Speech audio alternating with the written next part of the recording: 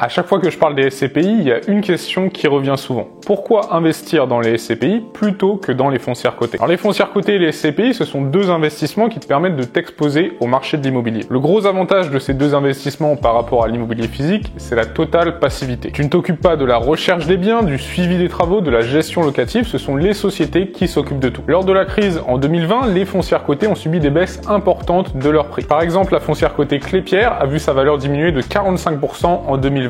Gecina a vu sa valeur diminuer de 23% en 2020, Covivio a vu sa valeur diminuer de 27% en 2020. Mais du côté des SCPI, on ne devrait pas connaître de baisse du prix des parts.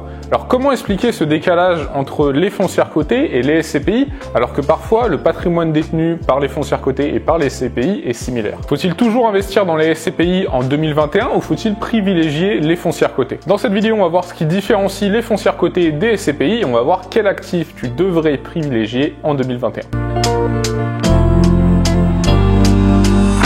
Alors certains ne voient peut-être pas trop la différence entre les SCPI et les foncières cotées, donc je vais t'apporter tout de suite quelques éléments pour bien différencier ces deux actifs. La différence la plus importante est que les foncières cotées sont, comme leur nom l'indique, cotées en bourse alors que les SCPI ne le sont pas. D'un côté, tu as les actions des foncières cotées qui s'échangent lorsque les places boursières sont ouvertes. Tu peux les acheter et les vendre en quelques minutes. Finalement, ça change pas trop de ce que tu connais peut-être déjà si tu achètes, si tu investis dans des actions comme Amazon, comme Apple, comme Facebook, c'est exactement le même principe. Ce qui change en revanche, bien sûr, c'est que les foncières cotées, elles sont spécialisées dans l'immobilier, elles ont des obligations légales à respecter, comme par exemple celle de verser 95% des loyers qu'elles perçoivent. De l'autre côté, tu as les parts de SCPI où tu dois t'adresser à la société de gestion pour acheter et vendre des parts de SCPI et où le prix des parts est déterminé et partiellement déterminé, comme on va le voir par la suite, par un expert indépendant. Donc les SCPI sont non cotés en bourse alors que les foncières cotées le sont.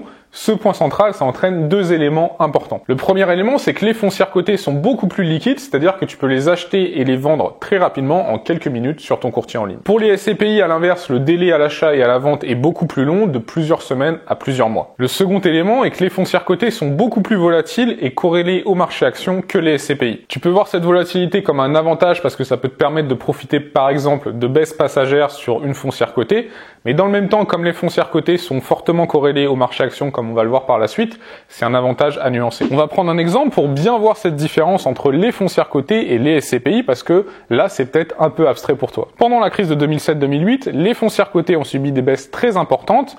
La baisse moyenne des foncières cotées a été supérieure à 60%. Du côté des SCPI, on a connu une baisse beaucoup plus contenue de 5% de la valeur des parts en 2008 et cette baisse a été directement rattrapée l'année suivante en 2009. En prenant en compte les loyers, on a même eu une performance positive en 2008. En 2020, on a eu le même scénario, des foncières cotées qui ont vu leur prix fortement chuter, alors que les SCPI ont bien résisté. Une question qui te vient peut-être à l'esprit, c'est pourquoi le prix des foncières cotées et le prix des parts de SCPI n'évoluent pas de la même façon, alors même que si on regarde le patrimoine des foncières cotées et des SCPI, parfois les biens sont similaires. Pour comprendre pourquoi les foncières cotées et les SCPI n'évoluent pas de la même façon, il est indispensable de revenir sur le mécanisme qui permet de déterminer le prix des parts de SCPI. C'est ce qu'on va voir tout de suite, c'est un peu technique, mais c'est vraiment une notion indispensable si tu veux bien appréhender cet actif. Alors chaque année, un expert indépendant détermine la valeur vénale du patrimoine de la SCPI. La valeur vénale, ça correspond à la valeur des biens détenus par la SCPI. Une fois qu'on a cette valeur vénale, il faut qu'on connaisse la valeur de reconstitution. La valeur de reconstitution, ça correspond à la valeur vénale des biens, plus les frais d'acquisition pour acheter ces mêmes biens. Pour être précis, la valeur de reconstitution, ça correspond au montant que devrait apporter un investisseur pour acheter la totalité du patrimoine de la SCPI, frais compris. Une fois que tu connais la valeur vénale et la valeur de reconstitution, vient la dernière étape, la détermination du prix des parts de SCPI. Alors c'est très simple, les SCPI choisissent un prix de part compris entre 90 et 110% de la valeur de reconstitution. Donc on le voit, à la base de la détermination du prix des parts de SCPI, il y a l'évaluation du patrimoine par un expert indépendant qui en détermine la valeur vénale. Du côté des foncières cotées, la valeur des actions, elle n'est pas déterminée par un expert indépendant, mais par le jeu de l'offre et de la demande, comme n'importe quelle action. C'est ce qui fait que les SCPI fluctuent beaucoup moins que les foncières cotées. Alors il y a également une évaluation du patrimoine pour les foncières cotées que tu peux trouver sous le nom d'actifs nets réévalués. Mais cette évaluation du patrimoine, elle n'entraîne pas une obligation de respecter une certaine fourchette de prix, comme c'est le cas avec avec les SCPI. Donc pour les foncières cotées, on va parler d'actifs nets réévalués, et pour calculer cet actif net réévalué, on additionne la valeur des immeubles et la trésorerie, et on en soustrait la dette. Alors logiquement, les cours de bourse, ils devraient évoluer à un niveau proche de l'actif net réévalué. Par exemple, je t'affiche à l'écran le cours de bourse de la foncière cotée Clépierre, qui est une foncière cotée spécialisée dans l'immobilier commercial, et en rouge, tu as l'évolution de son actif net réévalué. Comme tu le vois en 2015, Clépierre se négocie en bourse plus cher que son actif net réévalué. Alors qu'à partir de 2017, Clépierre se négociait moins cher que son actif net réévalué, et aujourd'hui on est à des niveaux de décote très importants, même s'il y a eu un rebond récemment. Lors de la crise de 2007-2008, les foncières cotées affichaient une décote très importante par rapport à leur actif net réévalué, parce que les investisseurs, ils anticipaient une forte baisse de la valeur des biens détenus par les foncières cotées. Finalement, cette baisse ne s'est pas produite, et les foncières cotées ont ensuite enregistré une très bonne performance. On pourrait peut-être connaître le même scénario dans les prochaines années. Alors il y a de nombreux facteurs qui peuvent expliquer que les foncières cotées se négocient plus ou moins cher que leur actif net réévalué.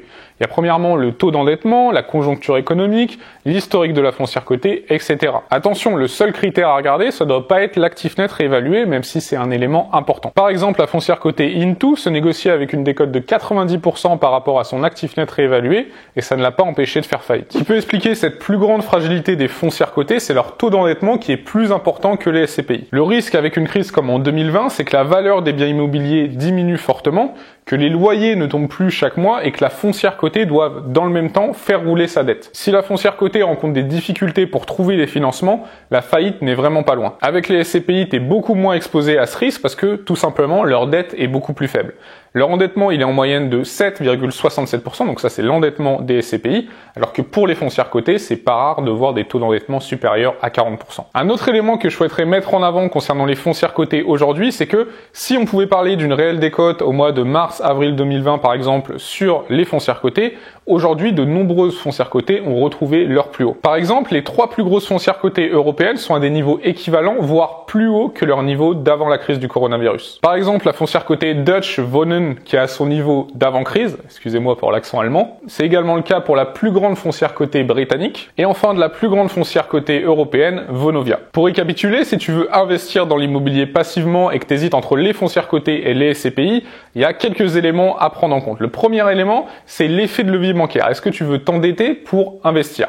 Tu peux malheureusement pas aller voir ton banquier et lui demander un prêt, par exemple, sur 20 ans pour investir dans les foncières cotées, alors que c'est possible pour les SCPI. Donc, tu l'as compris, si tu veux bénéficier de l'effet de levier bancaire, il faut plutôt privilégier les SCPI. Deuxième élément, la volatilité. Si tu recherches un investissement avec une faible volatilité, il faut plutôt t'intéresser aux SCPI, encore une fois. Troisième élément, la corrélation avec le marché action. Si tu recherches un investissement moins corrélé au marché action, entre du coup les foncières cotées et les SCPI, il faut plutôt privilégier les SCPI. Quatrième élément, la performance sur le long terme. On devrait plutôt s'attendre à une meilleure performance des foncières cotées. On reviendra là-dessus un peu plus tard. Cinquième élément, la fiscalité. C'est un point que j'ai pas encore abordé, mais plus tu as une TMI élevée, plus tu as une tranche marginale d'imposition élevée, plus il est avantageux d'investir dans les foncières cotées, même s'il y a quelques exceptions en fonction des SCPI que tu vas choisir. Alors plutôt que de vouloir à tout prix choisir entre les foncières cotées et les SCPI, tu peux également faire le choix tout simplement d'investir à la fois dans les foncières cotées et dans les SCPI. Personnellement, j'investis dans les SCPI pour bénéficier de l'effet de levier bancaire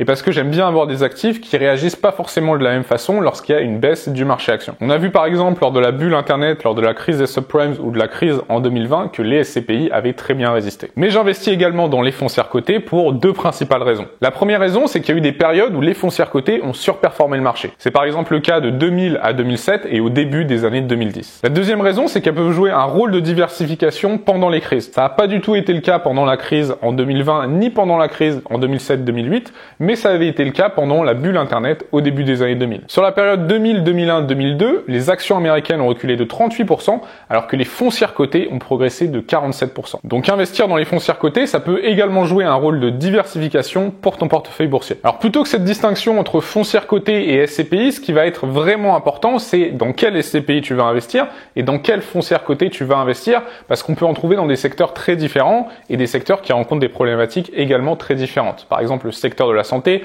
le secteur de l'hôtellerie, le secteur du commerce, le secteur des bureaux, le secteur de la logistique, etc., etc. Si tu veux aller plus loin pour découvrir des produits pour investir dans les SCPI et les foncières cotées, tu as un lien en description où je te présente différentes SCPI et également des produits qui te permettent d'investir dans les foncières cotées. Alors, il y a beaucoup d'autres points qu'on pourrait aborder, comme par exemple les frais ou la fiscalité.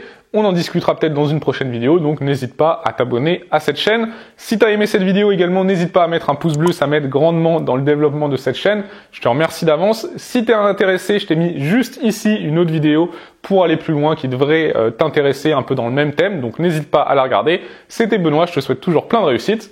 Ciao!